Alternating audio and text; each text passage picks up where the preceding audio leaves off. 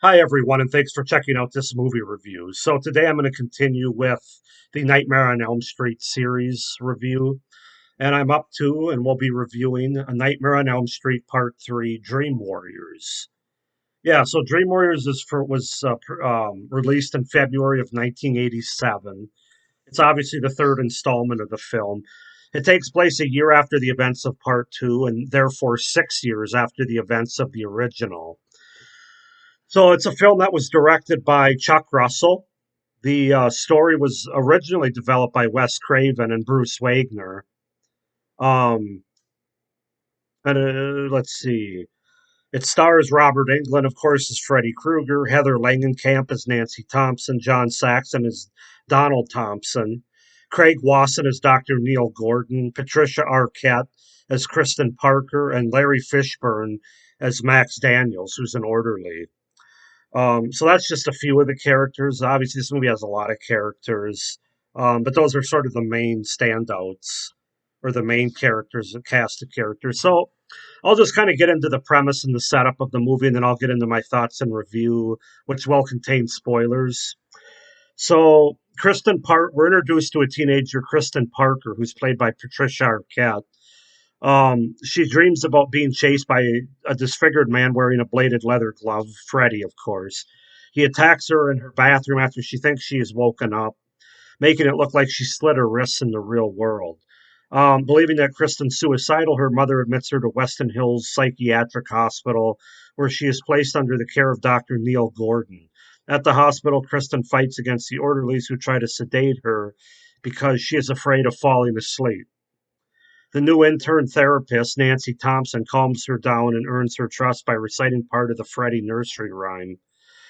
Nancy is introduced to the rest of Dr. Gordon's patients within the psychiatric hospital.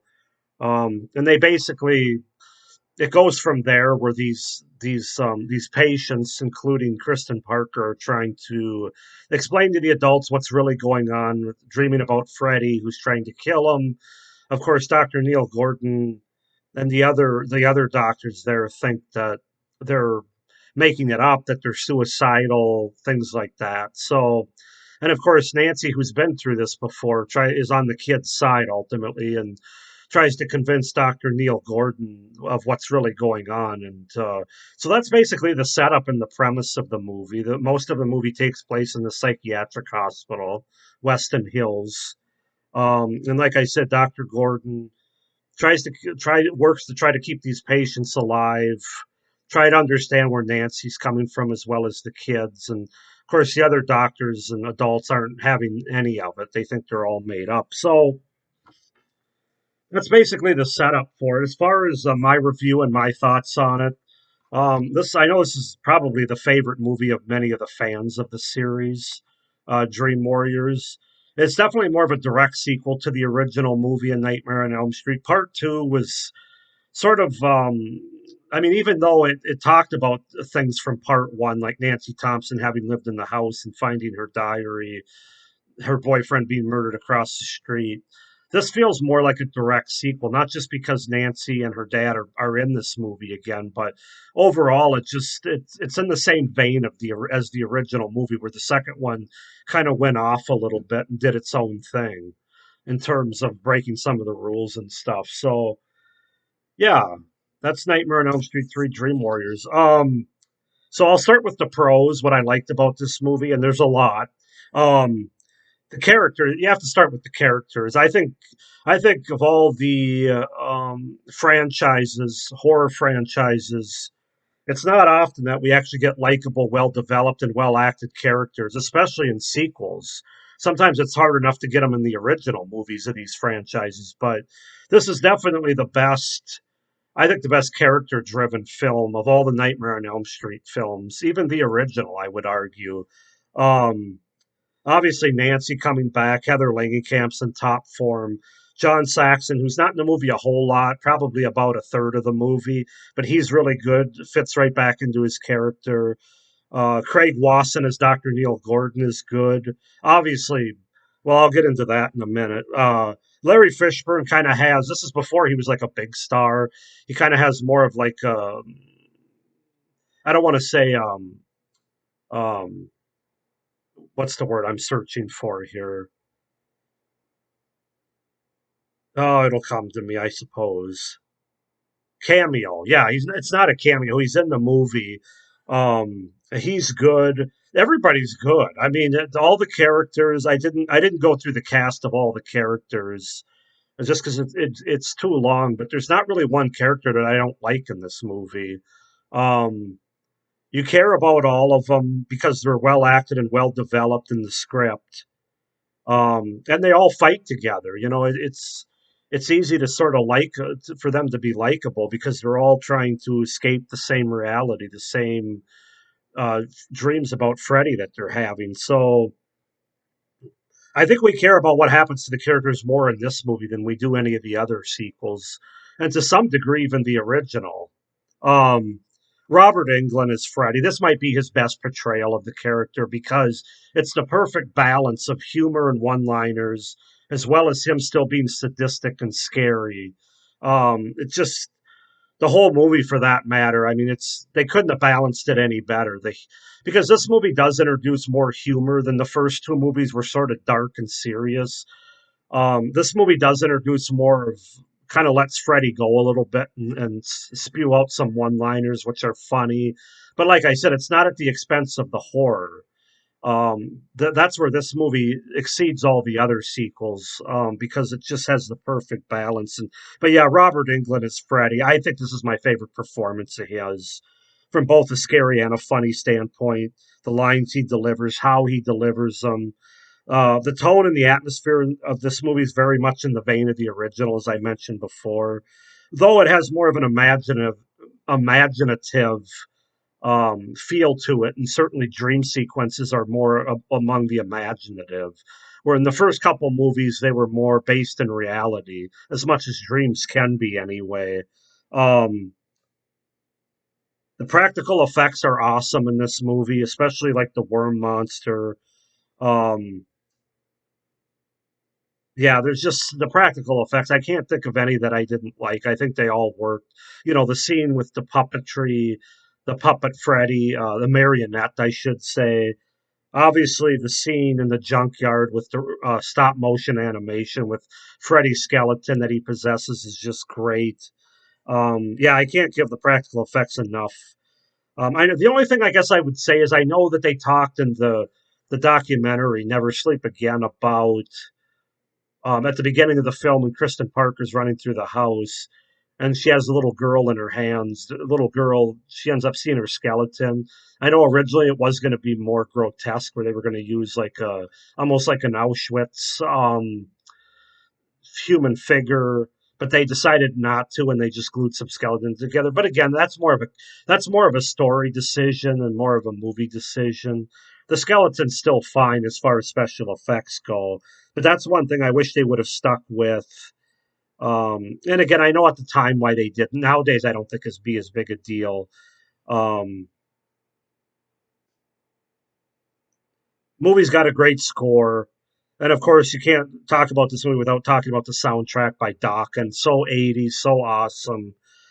Really good vision by. Wait a minute, what did I write here? Really good vision by the director. This movie's so well directed by Chuck Russell. Him and Wes Craven did the best directing jobs of any of these movies, in my opinion. You can tell he really had a vision for this movie, the sort of last man standing of this group mentality. Just a very well directed movie. The dream sequences and the kills are very creative, very imaginative, probably more than the first couple movies. Um, as I said before, this movie has the perfect blend of horror and humor, which is a very hard thing to do. Iconic lines and scenes, probably the best within the series, to be honest with you. Certainly among the best in terms of both scenes that you remember and lines that are given, namely the one line where Freddy comes through the TV, "Welcome to prime time." You know how the rest goes. So, love the setting with the hospital. It's a different setting. It's great. Um, Good. They do a good job with the backstory as well, with Freddy, not giving too much away, but giving us more to sort of understand who Freddy is and why he does what he does. Um, and the third act is awesome. the best third act of any of these movies. With there's definitely high stakes here, in part because we like the characters, and there's a lot of tension. We don't know how it's going to go. Again, the directing phenomenal, the story phenomenal. Yeah, I really can't praise this movie enough, to be honest with you. I could go on. I have more pros, but I have to stop it at some point. Um, as far as cons go, there I really had to search for them. The one character, I think it's Will. Uh, yeah, Will, who's the wizard master.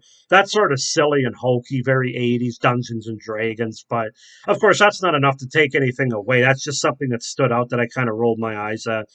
Um, this movie, they still do a good job with the horror. I don't think it's quite as scary as the original, in part because I feel like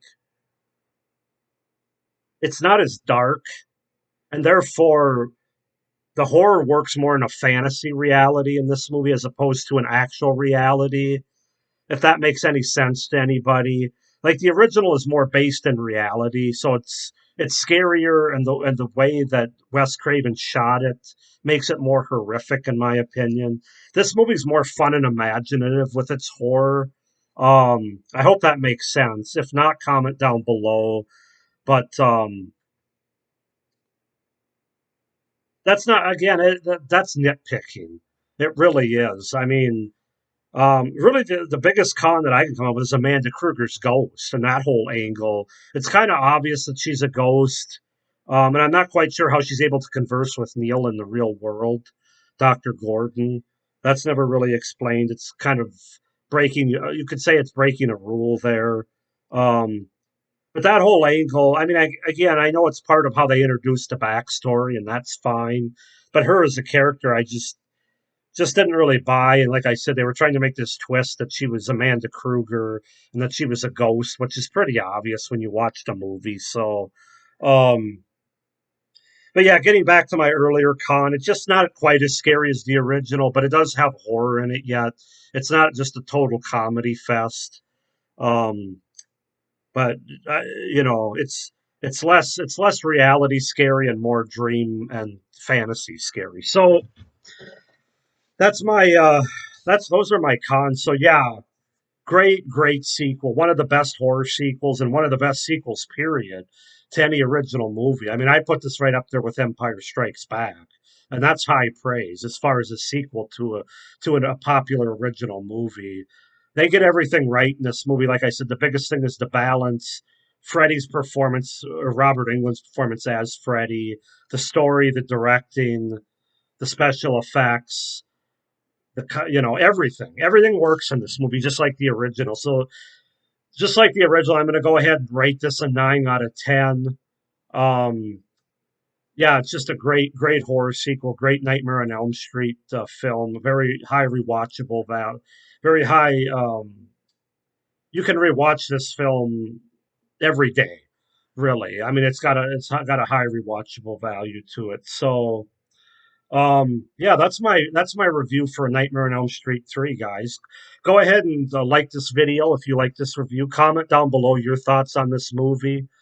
Subscribe to my channel, as you've probably seen in the lower right corner there, come up at the beginning of the video. Please subscribe to my channel to see future Nightmare on Elm Street reviews, as well as my ranking of the entire franchise at the end of the month, and other reviews I have coming up for other movies and other series that I'll be reviewing in the coming months. So thank you for watching this video. Have a great day. Bye.